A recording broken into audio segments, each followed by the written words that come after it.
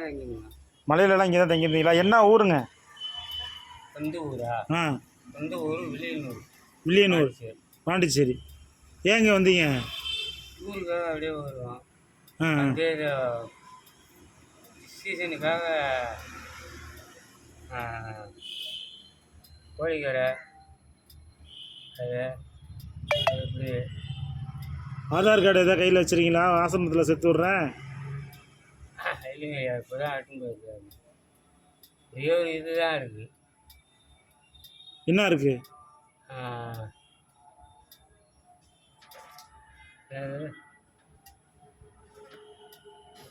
Memory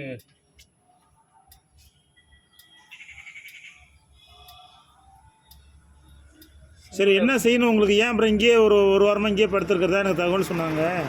ஒரு வாரம் இல்லை ஐயா, ஆ, ஆ. 3 நாள் ஆகுது. ஏன் என்ன செய்யுது உங்களுக்கு? ஏன் படுத்த படுக்கையாயிட்டீங்க? ஒன்றும் தான் செய்யல. அங்கே காடை விட்டுட்டேன். ஆ, வேளாங்கண்ணியில் காடை விட்டுருக்கேன். காடு கிடச்சிச்சு. ம். ஓடு எழுதிட்டு காடு கிடச்சிச்சுன்னா போகுங்கப்பா சாமி. எப்போதும் 3 இடம் பார்ப்போம். இன்னைக்கு கடைசி இடம் எப்போது பார்த்துட்டு இல்லை ஆசிரமத்தில் இல்லை சேர்த்து விடவா? காப்பகத்தில்? நம்ம செந்தில்லாம் வேலை பார்க்குறாங்க.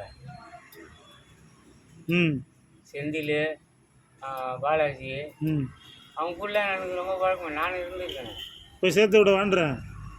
இல்லைங்க ஐயா, இந்த கால் உடஞ்சி ம்.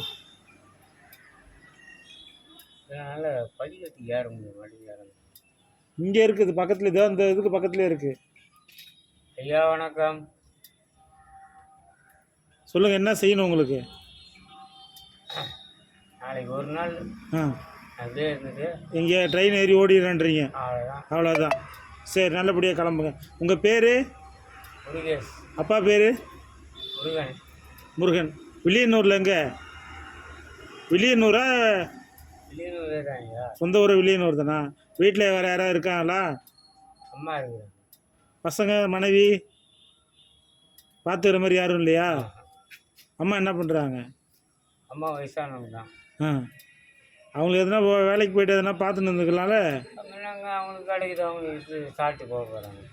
அப்படியா? அவங்களா பக்கத்தில் வயல்வெளி 4 மாடு வெட்டி 2 கவரை போட்டாங்கன்னா அது மாதிரி தின்ன போகுது.